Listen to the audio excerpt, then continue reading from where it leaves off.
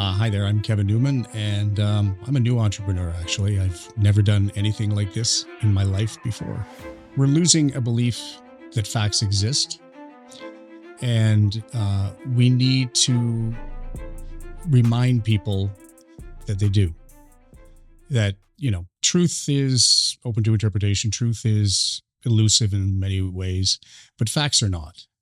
If there are three people sitting in this room, there are three people sitting in this room. I can verify it with three people. And even that level of verification is in doubt now. And when a society loses its ability to believe that facts exist, it loses its ability to be cohesive. You can't run a business without a common set of facts. You can't run a country. You can't create a society. And people are so exhausted with the amount of information that they're consuming that they've come to believe that all of it is entertainment and very little of it is fact.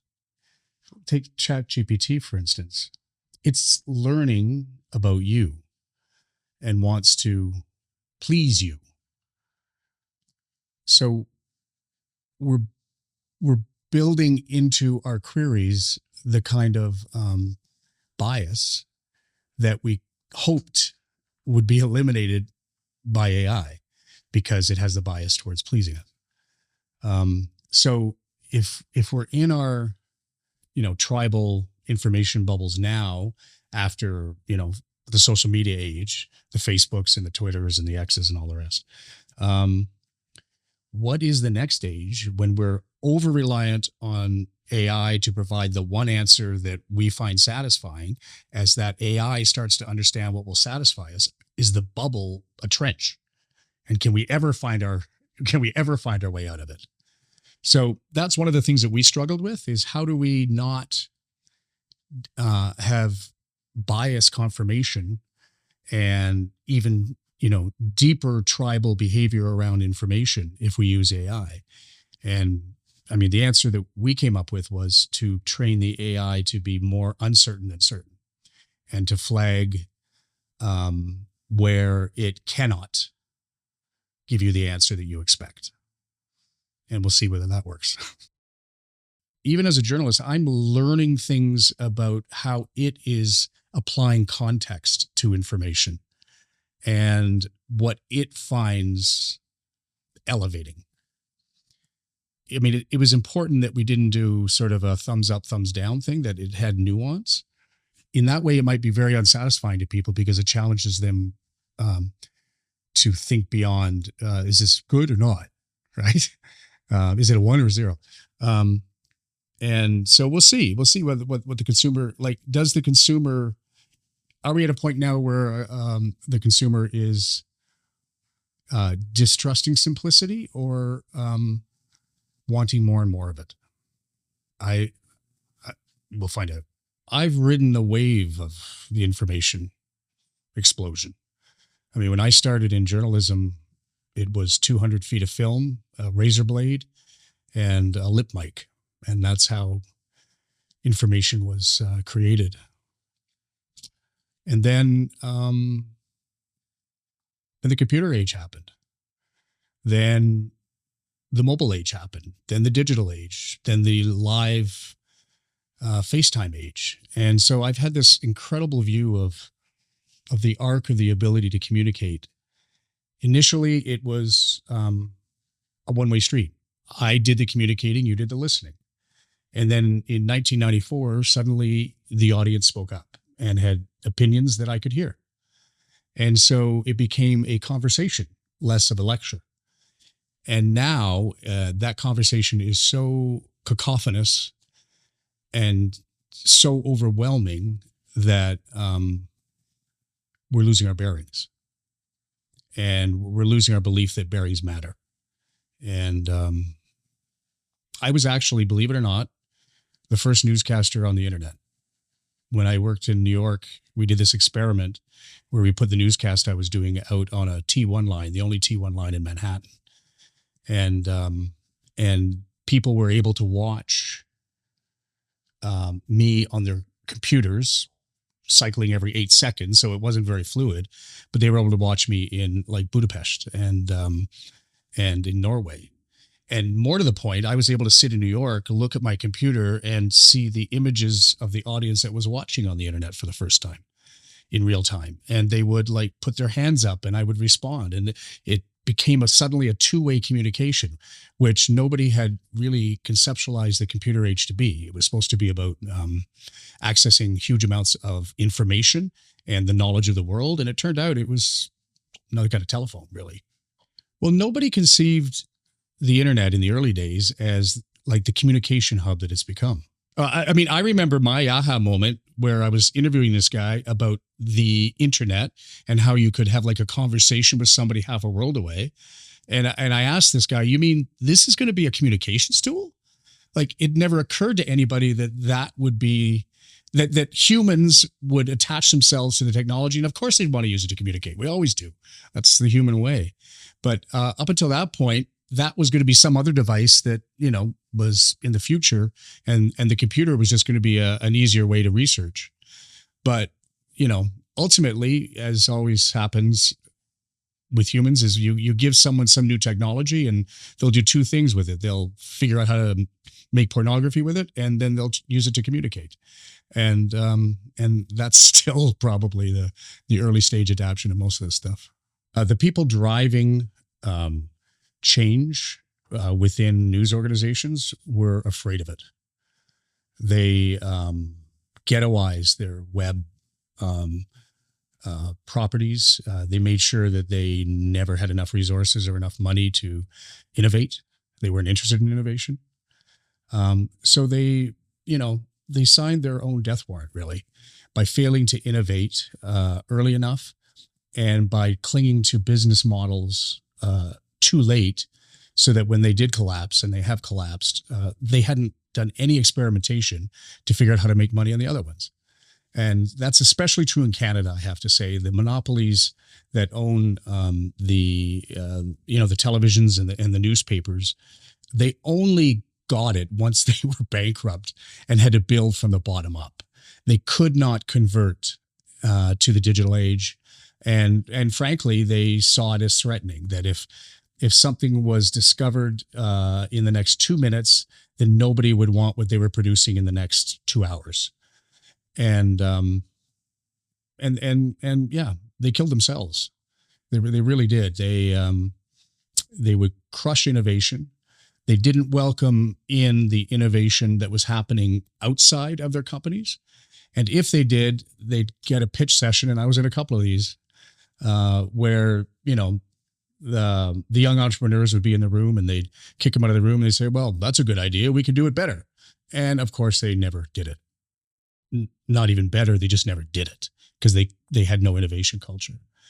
I think I've lived in the United States and I've worked in the United States. And the difference is these monopolies in Canada, for some reason, have mandated that innovation will only be supported if it makes money in the first month. And then if you've got a model that says it's instantly making money and is going to be X profitable in year 2, they might invest in it. But that's not innovation. You know, that's not creating surprising things that might just save your ass in the future. And in the United States, where the skunk works are much more common, corporately, risk-taking is encouraged at a higher level, you know, because, you know, they understand that when there's a collision between creativity and delivery of new ideas, that's when you make the most money, right? You don't make money in incremental things by trying to create, you know, small, boring things that are either second or third chasing what everyone else is doing.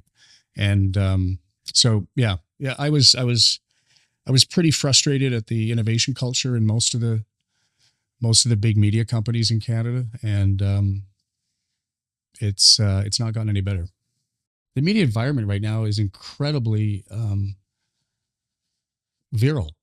Like, there's so many people out there discussing, showing, experiencing in ways that, when there were only like three TV networks and a couple of newspapers, people didn't have that kind of shared experience.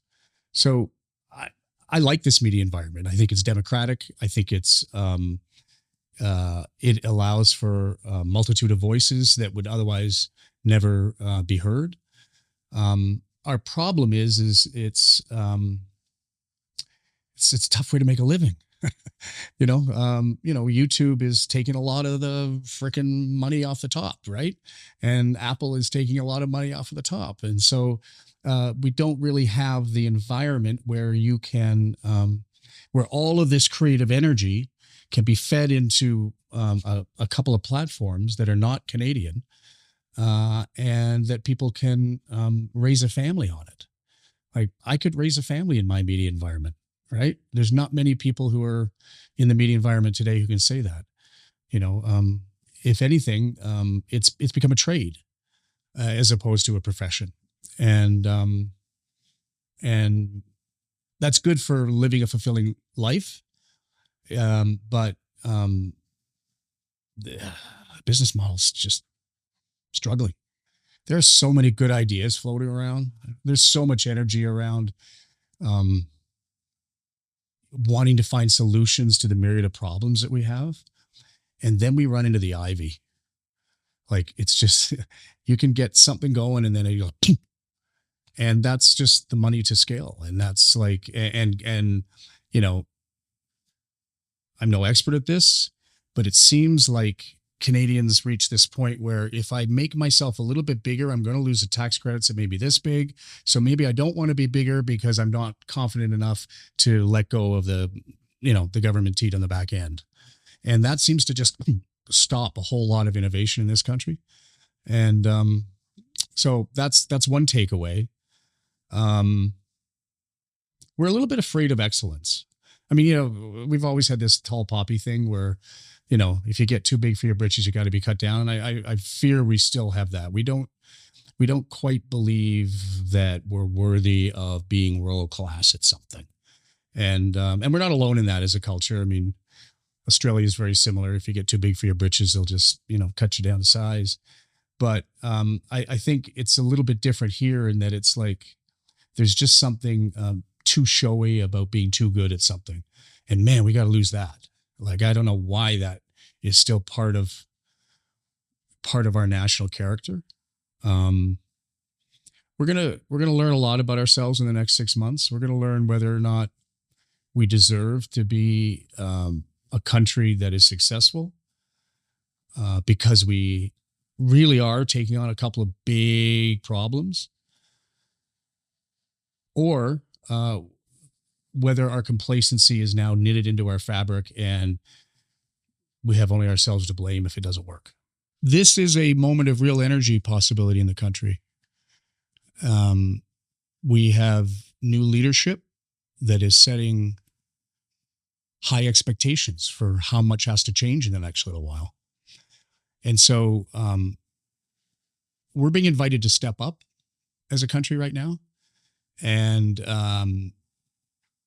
that's requiring us to like put one foot in front of another and like do something that we haven't done for a long time. And so I think this conference is, the timing of it is key.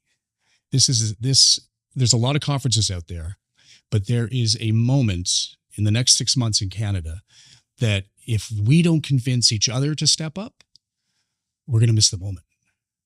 And so, anything that connects people and makes them feel emboldened or excited or angry at the situation and wanting to change it, that's what we need right now. And so, I hope that what comes out of it is a determination to build. And if ever there was a time to throw shit against the wall, this is it. We got to reinvent almost everything about how we do stuff in this country to be able to survive.